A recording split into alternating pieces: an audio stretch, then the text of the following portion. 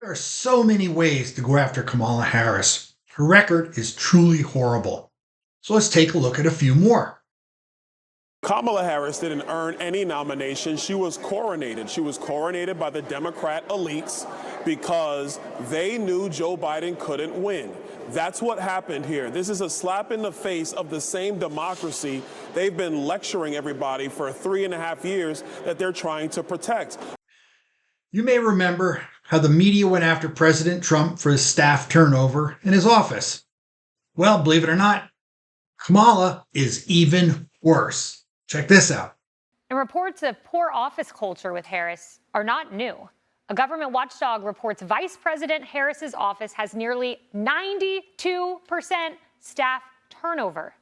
Donald Trump had 72%. She had 92%.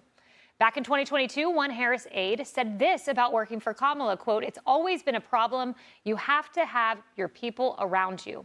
And a 2019 op-ed about then Senator Harris revealing, quote, "Senator Harris vocally throws F-bombs and other profanity constantly in her berating of staff and others. The staff is in complete fear of her, and she uses her profanity throughout the day." Kamala is having a hemorrhaging in her office. She's lost 15 staffers. Yeah. We'll put up their pictures. And what was interesting, Washington Examiner did an analysis of the Biden White House writ large. And what they found is that while Biden has lost 15% of his staff in the first year, get this, Obama lost 4%. Wow. Trump lost 1%. And I thought Trump was the big, mean, bad boss. The next one's huge. Kamala was the deciding vote in the Senate to pass the Inflation Reduction Act, which everybody knows at this point pushed inflation through the roof. Watch this. On this vote, the yeas are 50, the nays are 50. The Senate being equally divided, the Vice President votes in the affirmative, and the bill, as amended, is passed. No question, people were struggling under the Biden economy. Let's bring up some numbers to take a look. Let's first look at the CPI inflation numbers under Biden. They rose all the way up to 9%, a peak of 9%. Now they're back down to 3%. But take a look at the costs of goods. And we've shown these graphics so many times, but look at the price of gasoline up 47%, consumer prices 19%, groceries, electricity, rent, credit card debt. I mean, so many things hitting the American public and their pocketbooks. At some point, Vice President Harris, the presumptive nominee, has to defend these numbers. Because her record is his record. It's the Biden-Harris administration. It is Kamala Harris who was the border czar, and she failed.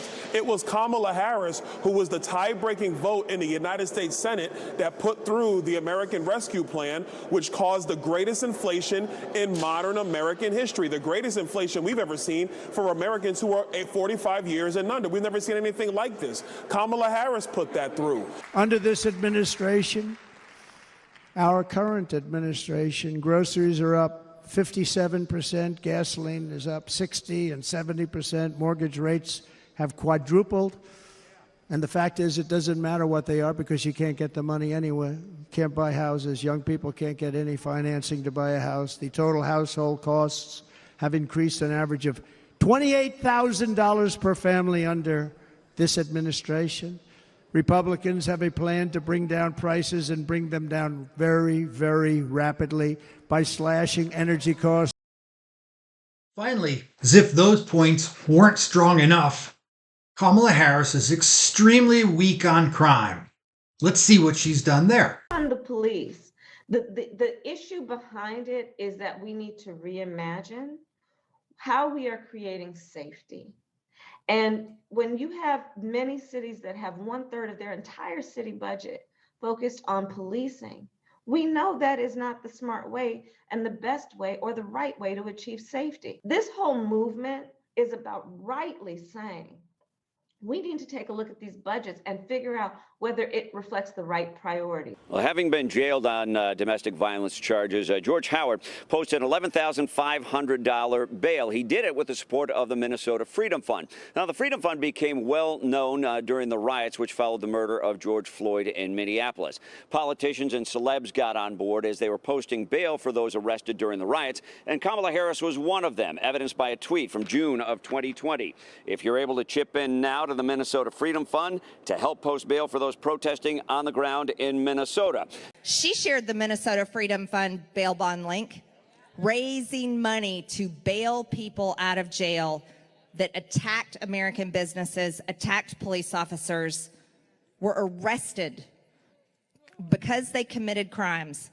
And our now Vice President, Kamala Harris, raised money and bailed them out and supported them. I want you to imagine if I were out there raising money and trying to bail out people that came to the Capitol on January 6th that are being held in jail. Can you imagine what they would say about me? Marjorie Taylor Greene's right. Imagine if Donald Trump had sent that tweet out saying, let's try and get criminals out of jail. The outrage would be through the roof. So it's a double standard. It truly is.